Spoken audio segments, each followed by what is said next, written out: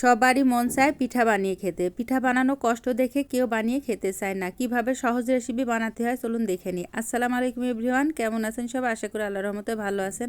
এখানে আমি নারকেল নিলাম, নারকেল কুড়ে রেখে দিয়েছিলাম ফ্রিজে। ওইটা দিয়ে এর ভিতর খেজুরের গুড় দিয়ে পানি দিয়ে এখন আমি জাল করে নেব। জাল করে একটা পুর বানিয়ে নেব। এই তো নারকেলগুলো ভালো করে জাল দিয়ে নেড়ে নেড়ে ভালো করে পুর বানিয়ে নিতে হবে। এইভাবে হাতের উপরে দিলে এই তো আমার পুর বানানো হয়ে গেল। স্ক্রিনে যেভাবে দেখাচ্ছি ঠিক এভাবে একটা কড়ার ভিতরে এখন পানি নিয়ে এই তো আটা কেড়ে নেব। আমি লবণ দিয়ে এই তো আটার যখন পানি উতলায় যাবে তখন আমি আটাগুলো দিয়ে দেবো। এখানে আমি এক বাটি পানি উঠায় রাখলাম।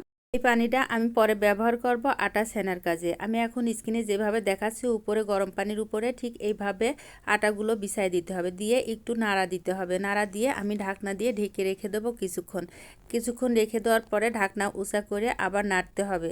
এই তো আটাগুলো সিদ্ধ হয়ে গেছে। আর একটু নাড়া দিয়ে আমি যখন আটাগুলো ঠান্ডা হয়ে যাবে তখন ওই গরম পানি দিয়ে আমি আটাগুলো ছেনে নেবো। এই তো আমি আটাগুলো ওই গরম পানি দিয়ে ভালো করে ছেনে নিয়েছি। একবারে সফট হয় এভাবে যদি আটা ছেনা যায়।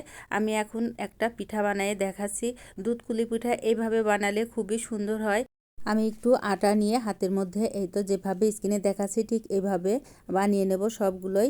আমি যেভাবে স্ক্রিনে দেখাচ্ছি এইভাবে বানাতে হবে। হাত দিয়ে ছোট ছোট করে দুধকুলি পিঠা ছোট ছোট করে বানাতে হয়। ছোট ছোট করে বানালে এটা সুন্দর হয়, খেতেও মজা হয়। এই তো আমি এইভাবে সবগুলোই বানিয়ে নেব ঠিক একইভাবে যেভাবে আমি স্ক্রিনে দেখাচ্ছি। এইভাবে বানালে দুধকুলি পিঠা খুবই সুন্দর হয়।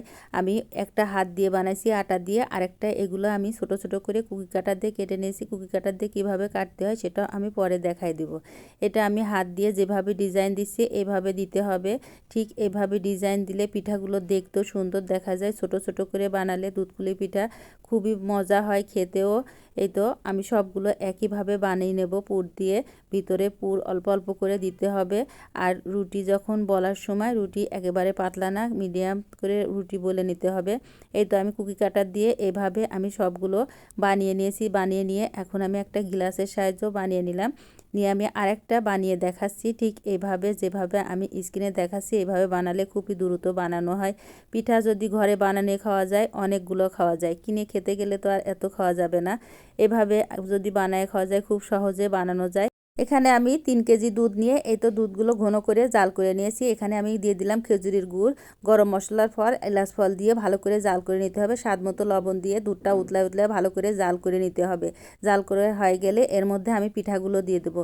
পিঠাগুলো দিয়ে নাড়াচাড়া করা যাবে না, আস্তে আস্তে আমি সবগুলো পিঠা দিয়ে দেবো। দিয়ে হালকা হাতে দিয়ে দিতে হবে। দিয়ে এর ভিতরে কোনো কিছু দিয়ে নাড়াচাড়া করা যাবে না। একটা বলক তুলে শুধু পিঠা ঢাকনা দিয়ে ঢাকা দিয়ে রেখে দিতে হবে রাত্রে, সারা রাতের জন্য।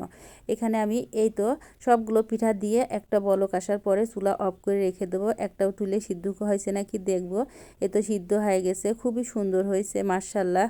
এখন আমি সারা রাতের পরে এই তো আমি এখন পরিবেশন করে নেব। এত সুন্দর হয়েছে আলহামদুলিল্লাহ, খেতে খুবই মজা হয়েছে। এত মজা পিঠা, দুধকুলি পিঠা খেতে খুবই অসাধারণ। আমার ভিডিওটি যদি ভালো লাগে গঠনমূলক কমেন্ট করুন, পেজটি ফলো দিবেন। আজকে এ পর্যন্তই, আল্লাহ হাফেজ।